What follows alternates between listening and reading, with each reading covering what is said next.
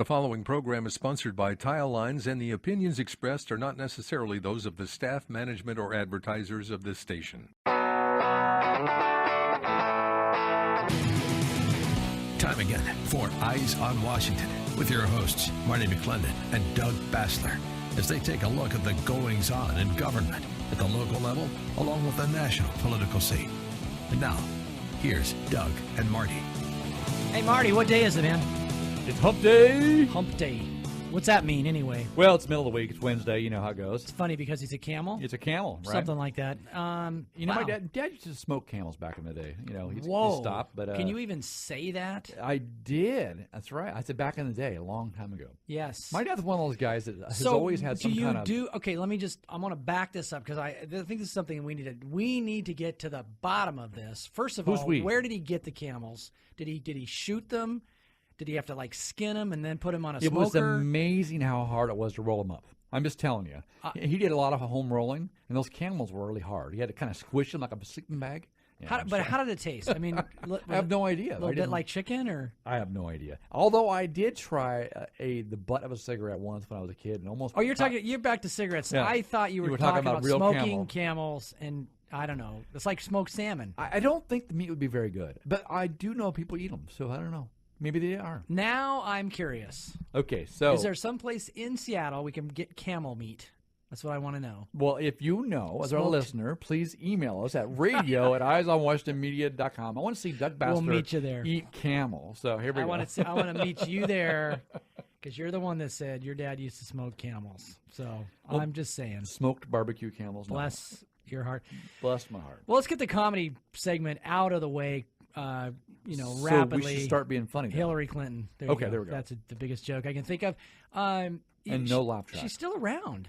Why is this even possible? How could this be possible? She's pushing her book. She's out there. She still can't figure out why she lost. I've known people like that before, but yeah, I think maybe she just is so outside of her realm of reality that she's denying it, right? Denial is a form, part of that whole thing of grief, right? Maybe she's still in the denial phase and not getting through it. But I will ask a question, Do you think that Hillary Clinton's book tour will aid or detract from the Democratic plan to take back the House in 2018? Detract, and not because I'm optimistic for Republicans, that kind of stuff, but I think it would detract because it keeps on bringing more awareness on how they stole the campaign, the primary against Bernie Sanders. Keeps on saying, hey, blah blah blah blah. I think it'd be good. But you mentioned comedy. I'm talking about Hillary, and of course this is not funny, haha, but funny. Like, oh, it's painful that we're still dealing with this, and all the revelations coming out of how bad. Sort of the DOJ, the Department of Justice, the State Department, the Clinton Foundation really, really was and is.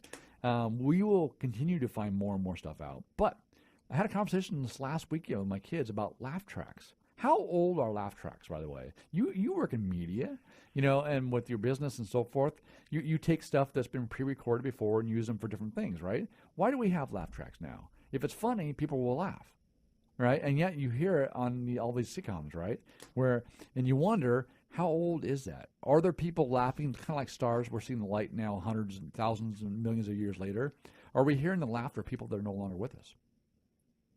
Don't know, don't care. Pick one. But the big deal in the 70s, yes, and I think even in the 80s was, what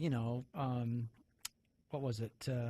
Happy Days was recorded in front of a live audience. Correct. So they were letting you know that the laughter and stuff that you were hearing was actually a real live laughter. audience. Right. So I think what they did for the laugh tracks in the, the early days of I Love Lucy and that type of thing back in the 50s and the 40s and whatever.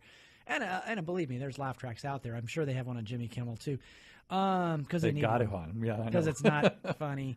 They wanted to have the basically the illusion of a live audience, bringing the theater and all that. Nowadays, I don't know. People are so used to just seeing what they see. They don't, on YouTube. I mean, we're laughing our heads off. There's no laugh track, right? Because the cat, is doing this, putting on a tux and brushing its teeth or whatever, and you're laughing. You're like, that's how they teach that cat to do that. It's all fake. It's fake, okay? But Just saying, not necessary now, but back in those days, we were transitioning from a theater-based, you went to see something, and I think they probably had laugh tracks and stuff like that, but they had the live audience feel on the radio shows as well. Did you know that? I did not know that. So who's that guy that was at Skinflint? Benny something. From Jack Benny. Jack Benny. Jack Benny, right? The Jack Benny show. They'd have laugh, but they had live audiences for those too. Right. I know the Last Man Standing had a live audience, so you'd hear that, but still it'd be different. I'm just curious. It was like an interesting conversation with my kids about, are they still alive? Could it be your great grandmama clapping and cheering for Jack Benny or something like that, and you still hear the background? Just curious. So. Well, Jack Benny's gone. Yes. Speaking of Jack Benny being gone. Okay, I don't know the segue of that. We have a guest in studio, so he can actually smack us. But he looks like Jack Benny. That's what I'm saying. Oh, I got you. So he can actually smack us. He's close enough, that close, so if we get out of line, so he can. Jack Benny was a big spokesperson for Texaco. There we go. He was a Texaco. The Texaco Star guy was his thing, and he'd always buy 1 gallon of gas. Because? He was a tightwad. He was a skinflint. Speaking of which, Marc Perez is our guest. He's here. He's a friend of ours. He's down in Pierce County. He's in the 2nd District. He's here to talk about he was even an advertiser on the show. Yes, at one he was. time. He was one of our sponsors before. He was doing. You still sell Chevrolets, right? I do. Yeah. Yes. That's great. Well, Mark, welcome to the show. How are you? Oh, thank you. It's great to be here and amongst a company of great friends. So you only buy 1 Chevy at a time, right? So you're just like Jack Benny. You'd probably sell a fleet if they wanted it, though. Imagine. Don't worry, he'll jump into you and talk to you. We'll talk about what you're here for. But to Doug's point, there was an article that came out this last week talking about how every gas station is supposed to be measuring, basically accurately recording how much gas you get. And so one of the ways that old timers or people that are wise actually test is they go in there and they just pump 1 gallon. If it's $3.19 a gallon, and if you pump 1 gallon, you should be $3.19. In many cases, apparently, it's not right. Where it'll be $3.25 or $3.30, and they're like, "Hey, you're cheating me." You can go in and say no. So that's one way of testing. Or if the dollar amount's right, but you're not actually getting a gallon, it'd be check it. So I wasn't aware of that. So there's sometimes though when you have a 12-gallon tank and you're all of a sudden you've got 15 gallons in it, you're like, something's not right. And it isn't. You're thinking, okay, well, it's really, really empty. Well, sometimes it could be the meter. So. Double check, right? Oh, I didn't know that. Yep. So from now on, I'm getting a 1 gallon bucket, and I'm going to get 26 of those babies and fill that truck up, and it better be right. Well, you can measure it one time and then fill the rest of the tank up. But just, you never know. So anyway, Mark, welcome, and thanks for coming down, by the way. Well, thanks for having me, and it's such a privilege to be here in the same week as Elizabeth Scott and Representative Matt Shea, and all 3 of us are on the board of directors for the Restore America Club. So this is Restore America Club Week, practically, for the. There's a club to restore America? Is that what it is? I mean, isn't that what Making America Great Again? Isn't that Restoring America, or are you talking about something else? Well, this is I love you, Marty. You remember Representative Graham Hunt, former Yes. Representative Graham Hunt of the 2nd Legislative District. He founded the Restore America Club in 2015 as a 501c3 nonprofit. The purpose of it was to facilitate fundraising activities to promote community awareness for the preservation of our historical landmarks so that people who are currently with us and those who go after us can remember and honor the veterans who have served before us, which is vital to our heritage, to our American heritage. Otherwise, we really don't have a nation. So Restore America Club is there to protect those monuments that protect or that honor veterans. That's correct. Specifically, or in general, or is it a particular place? Well, we in general, and we are currently working on the state's oldest veteran cemetery, which happens to be in the 2nd Legislative District in Orting, or just outside of Orting. It is the Washington Soldiers' Home Cemetery. It is part of or an extension of the Washington Soldiers' Home. The Soldiers' Home was established in 1891 under the state constitution, actually. The state constitution, you know that our first governor was a Union Army lieutenant colonel. I did not from know that. the state of Illinois. Was his last name Basler? Just by case? No. No, Who? okay. Basler? We didn't get here till after the Civil War, dude. Okay, Sorry. just checking. Well, and so was much of the legislature at the time. They were Union Army, former Union Army Wow. officers, actually, many of them, who have come out here. And so they drafted the Constitution to include a provision to care for indigent and ill veterans, because there were many of them who came here from back east. They were poor, they were indigent, they were looking for a better life. Many of them still remain poor, but they were aging as well, because 1865, which is the end of the Civil War, to 1889, a couple of decades. So they were starting to come of age. So there was a great need for those services. Wow. There's a great need for veterans now. So that's good. It was started back then. So we'll talk more with Marc Perez after our break, but I'm looking forward to it. What do Yeah, you me think? too. I know he's got a lot to say. So this is Doug Basler. And Marty McClendon, Eyes on Washington. Join me, Dave Ramsey, for a look at life and money, weekday afternoons from 3 to 6. And now we return to Eyes on Washington with Doug and Marty on AM 1590. The Answer. All right, that's enough of that. This is Doug Basler. And Marty McClendon. I like both of those things, life and money. I know you do. Yes, I do. It's crazy. I know. Eyes on Washington. It's a hump day. It's Wednesday. Our guest in studio, believe it or not, he's actually here live and in person by way of recorded digital audio. It's not a holograph. I love it. Marc That's right. Perez. Welcome back to the show. Mark is, Thank you. he's a good friend of ours, but he's also part of the Restore America thing. Club. That's right. And he's jig. talking about the oldest veterans cemetery, right? And Soldiers' Home started Back around to the Civil War. Civil War, and they were both a bunch of Union soldiers that were getting older, indigent. So there was a homeless issue back then. Poor, right? Absolutely. Well, that Yeah. that goes back to the Revolutionary War too, as well. And you had a big march in, 1920 about World War I vets and stuff like that. So taking care of our vets has been an issue throughout our history. But the old Soldiers' Home, what's it called? The Washington Soldiers' Home. A lot of Soldiers' people Home, yeah. nickname it Old Soldiers' The old Soldiers' Home, right? Yeah, cool. And that's not that very far from Seattle, right? That's probably about 35, 40 miles away from here. Yeah, a little more than that, but yeah, that's about right. And actually, the land that it sits on was donated by the citizens of Orting, which is an interesting point because its founding, the Soldiers' Home, was really established by a joint effort of the state government, which was brand new at the time, and local citizens. And that is what brought about the Soldiers' Home. And so in looking at the current state of affairs now with the Soldiers' Home and its cemetery, which has been underfunded for many, many decades and has been the cemetery has been in great state of disrepair, it's taking the same thing all over again. And that is private citizens such as us in the Restore America Club, which includes Representative Matt Shea, who's on this week, and former Representative Elizabeth Scott, who's also on this week, and former Representative Graham Hunt, and then myself, not a representative, and then, of course, the state government, working together to bring it back or make it great again. There we go. So now I know you've done a lot of work between Graham and Matt and yourself. Starting off, you do the Reef across America, right? Service there, ceremony. You've done what have you done? So you cleaned up the headstone so far, right? Yes.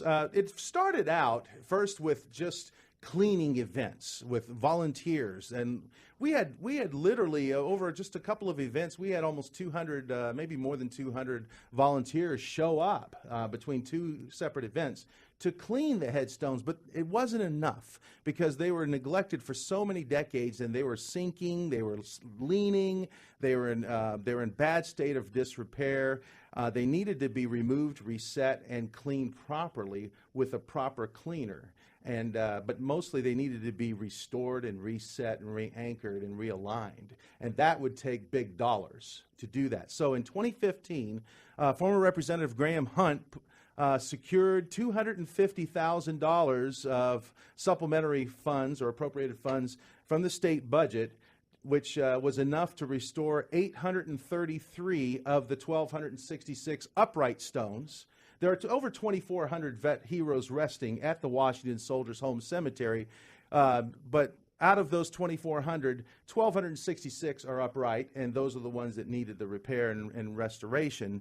And they have served in wars from the Mexican War of 1848 all the way through the Vietnam War and everything in between.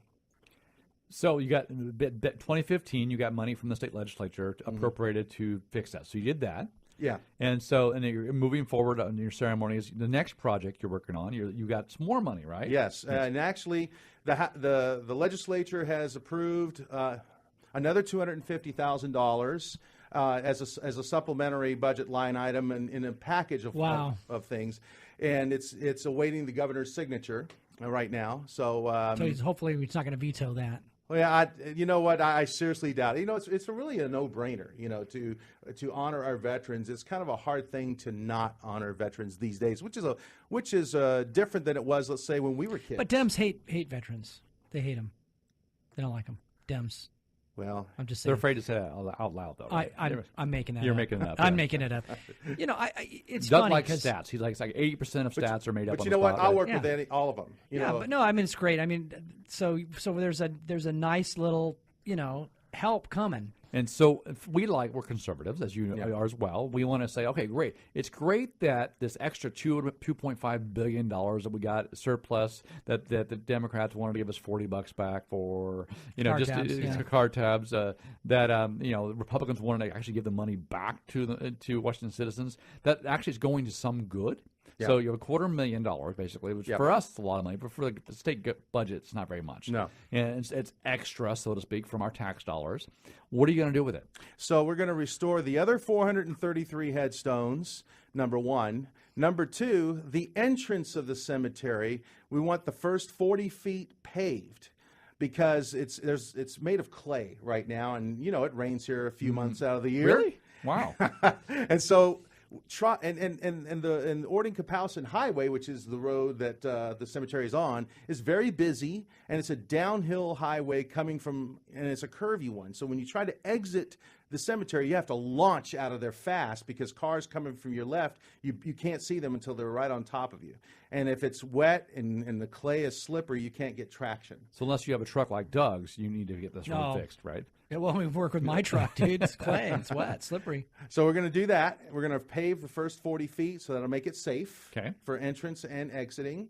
And then also we're going to trim 11 of the trees, because there are some really old branches, from big trees, and we don't want a branch to fall on somebody while they're visiting and honoring a veteran. And also it'll allow more sunlight for grass to grow, and so that's for aesthetics as well. But there's going to be a lot more work needed after this. But this is going to go a long way to making it great again. And then on the private side, with the Restore America Club and the help of many donors, one, by the way, donated $10,000 because that was what he figured the Trump tax cut would save him this year. Well, there you go. Smart. He donated $10,000. The Patriot Guard Riders donated $2,000, which I'm a part of. And other individuals have donated money towards the demolishing of this ugly white wooden shed that's right smack dab in the middle of the cemetery, and replacing it with a place of honor, a veteran memorial event shelter, kind of like what you see in Tahoma for interment services or for memorial services, such as the Wreaths Across America ceremony that we have every year. We could have elderly people who are in wheelchairs or in walkers to actually sit down on solid ground, a solid floor, with a roof over their head and heat blowing on a cold December morning while we are laying wreaths. Mm-hmm. And then we also have every year the last Saturday of each August of each year, the annual Soldiers Home Restoration Ride, which is our chief fundraising event. And it's followed by a barbecue and a live band. You should go to that. So if you hurry, you can get a bike. You should go there. You have a bike already. I can loan you one of my bikes. Yeah, I guess. Loan me one of your bikes. I don't ride that kind of ride. I'm not a Harley guy. I'm a dirt bike. Oh, you don't need one. You can use your car. Actually, there we go. Yeah, cars are allowed. It's for the right reasons. Marty has a car. So you mentioned the private portion of it, building this shelter, right? Yes. And there's a way for people to get involved. The first question, of course, our listeners will have is: you mean the $250,000 that was appropriated wouldn't be enough to do this too? Correct. That's Okay. correct. And how much does this cost, and how much do you need to raise for this? Well, I am so humbled that so many people have come forward wanting to help. Ream Construction, headed by Benjamin Ream, I think you know who he is. Met them. He is donating all the labor. Wow. So I don't even know what that's worth. A lot. A lot. But he's donating all the labor. And of course, we're in partnership with the Washington Department of Veterans Affairs, who's working closely with us on this. And in fact, I'm meeting with Heidi Audette tomorrow morning at 11 a.m. about this, and the $250,000. So we're having a meeting on that. I'm also thankful to a number of people around the area who have donated. I mean, we figured about $20,000 in cash is needed, plus the donated labor should be enough to build this and get the architectural drawing that's required as well. Now, if the state built it, it would be $200 million. Correct. But because we're building it by conservatives, we can do it for $20K.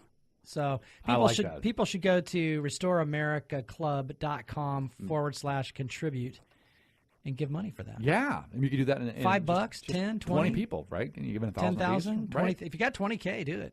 Yeah. Go for it. Because believe me, they're going to find another way to honor our veterans. And do they still inter at this? Is it closed? Well, it's closed for now, but this memorial event shelter is also forward-looking, is a forward-looking project, because it will become active again, because we have talked with the WDVA about having 4 columbariums built so that we can intern ashes of future departed veterans. Wow. And that would be a great place to, have your final resting place. Again, go to restoreamericaclub.com/contribute. Get involved. We're going to be back with more with Mark after the break. This is Doug Basler and Marty McClendon. Eyes on Washington. Now more of Eyes on Washington on AM 1590. The Answer. All right, we're back. This is Doug Basler and Marty McClendon. This is Eyes on Washington on a hump day. We're here every hump day, hanging out. By the time they listen to our show on Wednesday, the week's almost gone. I mean, we're looking forward to the weekend already. It's great. Yeah. Well, but there's so much to do, and there's so many opportunities to do good. And, I like the fact that our guest, Marc Perez, is here today talking about the Soldiers Home Cemetery, the project here. It's really cool that we have people like Mark and Graham and others who have decided that we cannot allow our veterans to be disrespected, that we need to honor them, we need to show them that we've got the reality. Yeah, silence your ringer, Mr. You're Perez. on my show because I'm the only one allowed to do or wait, Marty, never mind. You are. We all do it once. That's right. At any rate, but we're talking about this. The roots of this.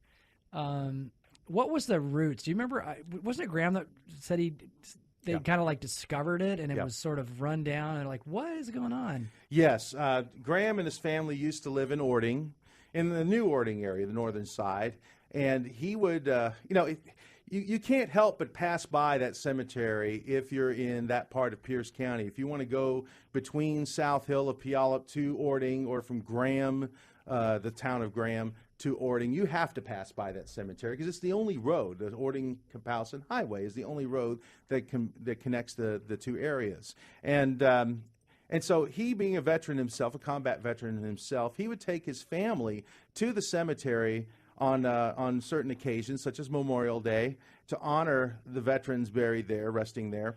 And he just was at shock as far as how bad a condition it was. And it got this bad because of many decades of neglect, because it's such an easy thing to kick down the road. It's an easy can to kick down the road when you have other things to fund as a state government. But he said to himself, someone should do something about this. But then wait a minute, I am somebody. Why can't I do that? I need to do something about this. So he created what's called the I Am Somebody campaign, hashtag I Am Somebody.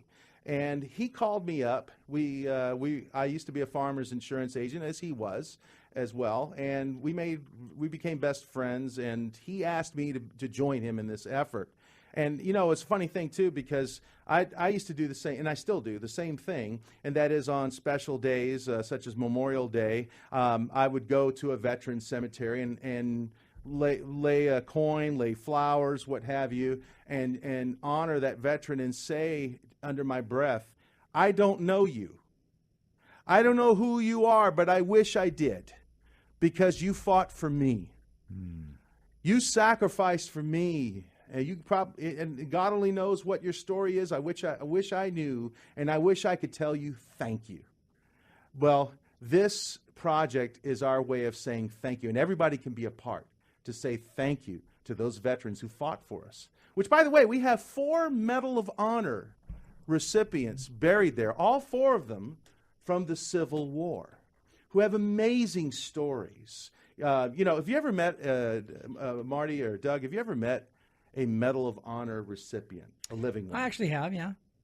What did you think of them? They're pretty normal.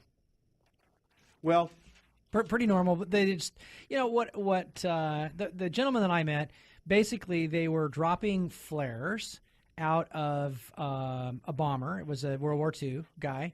One of the flares, these are high-intensity phosphorus. Mm-hmm. They light up the sky, and it was a way to, seed a bomb correctly and stuff.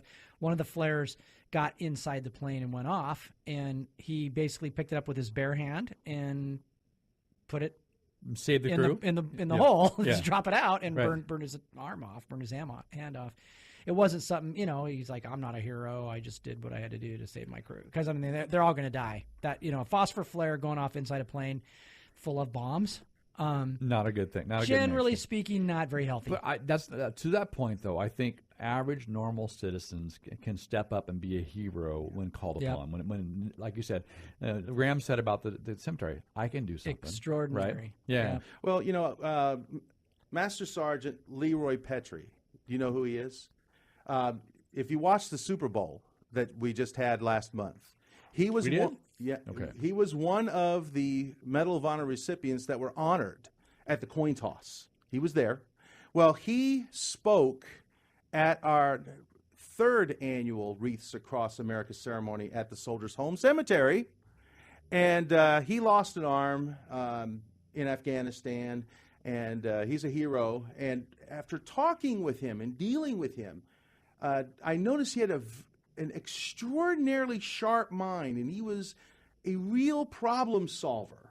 And they can analyze, look at the risks, figure out a way to solve a problem and execute it quickly flawlessly. And I noticed that with every Medal of Honor recipient I've ever met or talked with, they've all been that way, without regard to fear or peril to themselves. They just had a job to do. They figured out a way to do it and executed it flawlessly, with such a quick and sharp mind. And these 4 Medal of Honor recipients, I have their stories. I have their bios. I've studied them, and they were the same way. They were exactly the same way. The way they earned their Medal of Honor. I mean, you have 2 brothers, for instance. You have 2 brothers, or not 2 brothers, but they were 2, I want to say brothers in arms, Sergeant Albert O'Connor and Sergeant William Sickles. The 2 of them were practically lifelong friends. I mean, since their time in the Army all the way to their death, they were friends. They served together. They earned the Medal of Honor doing the same thing. On March 31st, 1865, they both had to rescue a Union Army officer by attacking a Confederate stockade manned by 11 armed guards. That's 2 versus 11. Oh, and I forgot to tell you that they had to go through almost a mile of open area full of Confederate snipers firing at them.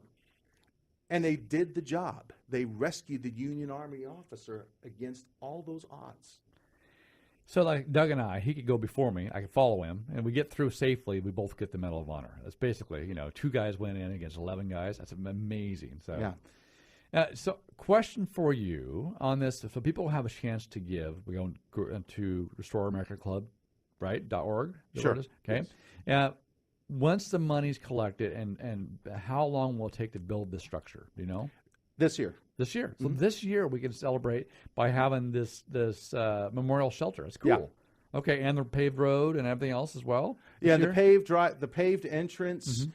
We're gonna meet with WDVA tomorrow to start talking about putting out a request for bid to contractors that will do that. But that's a small project that should be pretty quickly and easily done over the summer, during the good weather months. The first thing we're going to do with that money is that $250,000, which, by the way, I also want to give credit to Representative J.T. Wilcox. I lobbied through his office, or applied through his office. He let me use his computer even to type it all up. And he used his influence to make sure that $250,000 was included in the supplementary budget. So I want to give him credit for that. But what I want to talk with them about tomorrow at the WDVA is getting the same contractor that restored the first 833 stones to do the other 433 and do them now, because we want those done before Memorial Day so that people can come and honor all our veterans in dignity and decency. Wow, I want to honor you as well for picking this up. You were part of the original group, but I know Graham left and went up to a different state, and you've carried on as the leadership of this, but passionate about it to see the job finished. Once the shelter's finished, once the headstones are done, you have the ceremonies. Is there something next, or is there another project? What's next? Yeah, after that, we want to pave the rest of the road. We want to put. We want to also re-landscape the whole cemetery. We want to restore the wall. There is an old stone wall. Yeah, like walls. Yeah, absolutely. I love walls too. And then we also want to turn our attention to Retzel. There's a veteran cemetery there. Yeah, Jesse Lee Young's district there in the 26th. It's not as old.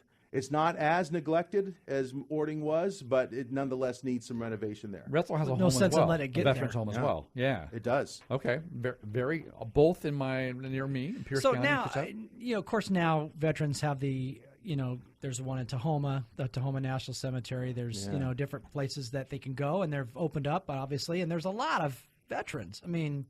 This is amazing. So that wasn't the case back in the 1890s, right? You're caring for them, you're taking care of them, and then they pass, and then you have them right here in the place. And so this is pretty cool, and it's a neat place to visit, right? Oh yes, absolutely.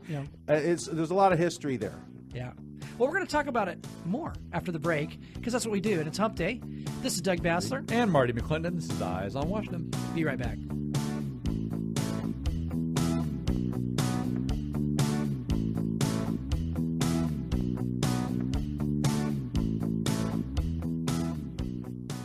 Join me, Larry Elder, the great Eldersky, the sage from South Central, the Prince of Pico Union. Weeknights at 8. And now more local insights on politics with Doug and Marty on Eyes on Washington on AM 1590 The Answer. And we're back. This is Doug Basler. And Marty McClendon over here. The elder Marty McClendon over here. That's right. The elder? Yeah, I don't know. Larry Elder said hello to us. So.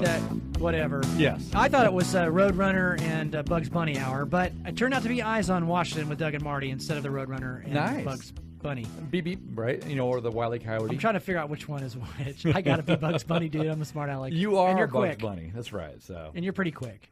You're not letting anybody outsmart you. Our guest in studio, the famous, the amazing, the always confused, Marc Perez. Of course, the confused part, I made that up. Knows exactly what he's doing. He's here, representing the Restore America Club and, talking about the great work that started a few years ago on Washington Soldiers' Home Cemetery.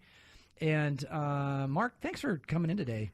Oh, you bet. Thanks for having me. And thanks for doing all that you do to spread the message of freedom and liberty and the American way. Look at that. Yeah, well, He's am learning Superman. From Matt. He's learning from Matt Shea. Remember, you called us. We're brothers. We're That's practically right. brothers. Yeah, great. Well, you guys look alike. Matt looks much better looking. Matt than looks me. like a phone, and you look like a bigger phone. So going forward, how can people get involved? What are you guys looking to do? I think this is a great, kind of a starting point, really, for you guys, right? It is, and I want to reach out to the listeners out there, our fellow listeners, and I want to reach out to companies, business owners, and individuals who love to honor veterans, but just want to really have another way of doing so. Or how can I honor veterans? How can I honor those who have served our country and who have died before us? And I want to help you with that. We want to extend our hand and say, join us. Join us in donating. Join us in advising. I mean, I really would like to hear from business owners. You know, we had the big Trump tax cut. Now, one gentleman, like I said, he cut a check for $10,000 because that was his calculated savings. Then also to veterans organizations and the Sons and Daughters of the American Revolution and other organizations like them. You know, I want us to, if we work together, we can teach, we can facilitate our current and future generations' ability to honor our veterans and remember the sacrifices they made in order to make America what it is today, and that's so important. It's amazing. And once again, I think I had a conversation this weekend about honoring, right? Honoring our elders, honoring those that have gone before us generationally, right? This is one of those things where the veterans that have given the ultimate price over time, as well as those passed away after doing their service, and the veterans that are living in our community. We have a huge veteran community. Yeah. The idea of honoring those that makes sure that we stay safe, that we stay free, that we stay in this greatest nation on earth is something that we need to pass on to our kids and remember ourselves in a greater and greater way. And this is just a small way of doing that, right? Yes, absolutely. Absolutely. Again, it goes back to even my younger days when I first started going to veteran cemeteries and laying flowers on Memorial Day at a grave of some private or some sergeant who fought in World War II or World War I or whatever, and some war, and just saying their name and thanking them for their service. And I want to encourage people to do that, to go to Tahoma, to go to the Soldiers' Home Cemetery. The Soldiers' Home Cemetery has so much history there. You know, we have a woman who is resting there who is actually a civilian. Her name is Martha Jane. She was an American Red Cross nurse in World War I. Now, what was special about her? Well, you know, America entered the war late in the game. Mm-hmm. However, the American Red Cross, which is an international organization, there's an International Red Cross, the British had recruited American Red Cross nurses to come to Europe to aid children and families as well as injured soldiers in the battle. Because they were in short supply. So Martha Jane was one of them, and she actually went to the south of France to help almost 700 Belgian children from the town of Liege, Belgium. They had fled. They were in safety or safer area of France, but no place really was safe. And there was much disease and the children were sick and they needed medical attention. And this woman, she went without sleep for 2 to 3 weeks trying to get help from the town and supplies, medical supplies and blankets and cared for these children. And they had to move around from place to place so they wouldn't be found by the enemy. And so at the end of the war, only one child died. Only one. And she led those children back to home in a parade. She led them in a parade, and she was honored by the Queen of Belgium, and she married a World War I soldier, and the two of them are buried side by side at the Soldiers' Home Cemetery. There are lots of wonderful stories like that of people that are resting there, and they are worth our honor because they looked at their future, their legacy, which is us, as worth defending. That's amazing when you think about it, you know, the history behind it, getting to know people's story, and just those that you see a stone and then you get something like that, you're like, wow, okay, this is amazing. Many of the things that we take for granted are because of people like that still currently serve our country in ways that we don't even know about. Yeah, that's fantastic. So, website again for helping out? RestoreAmericaClub.org. RestoreAmericaClub.org. Actually, there's a .com version of Yeah. that as well. Yeah. RestoreAmericaClub.com, and you can donate. You can get involved. You can contact you guys. There's there's lots of stuff going on. The ride's coming up in August. Saturday. Yeah, and so I want to get you back, in the summer and talk about that a little bit. And you can ride, you can drive, probably even do a dual sport, Marty. Even a dual sport. I got a couple of those. Nice. All right. So maybe we could loan you one. I loaned you one in hunting season. You just seem to handle it pretty was well. fun, Until yeah. I got a flat. Yeah, until you got a flat, we had to go back. But we fixed it. Yeah, it was We great. had to go to town to fix it. I know, it was nuts. Another crazy adventure. I don't want to tell you I ran out of gas last weekend, but I ran out of gas last weekend. I can't get on the motorcycle and not have an adventure. That would be against my religion. Marc Perez. Marc has Perez. been joining us. Yes. Any last words of wisdom for people out there? One of the things that I like about you, Mark, is this is just part of what you're doing.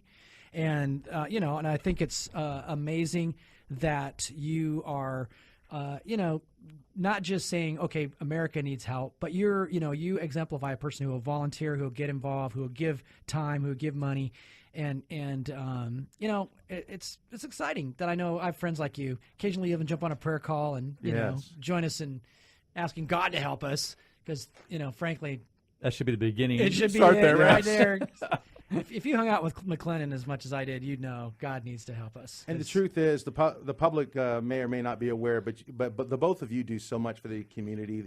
There's not enough time in the program for me to list all the things that you do.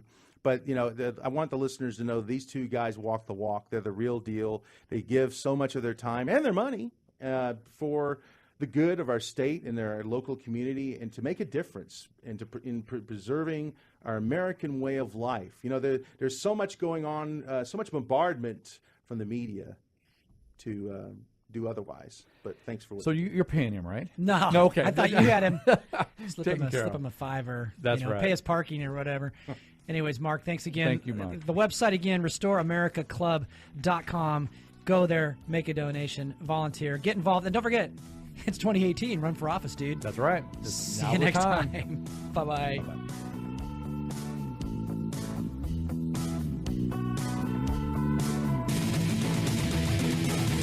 Thanks for listening to Eyes on Washington with Marty McClendon and Doug Basler.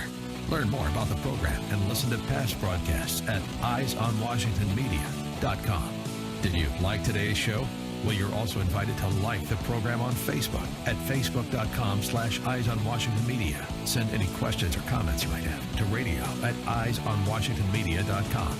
Enjoy Marty and Doug every weeknight at 7 for more Eyes on Washington right here on AM 1590. The Answer.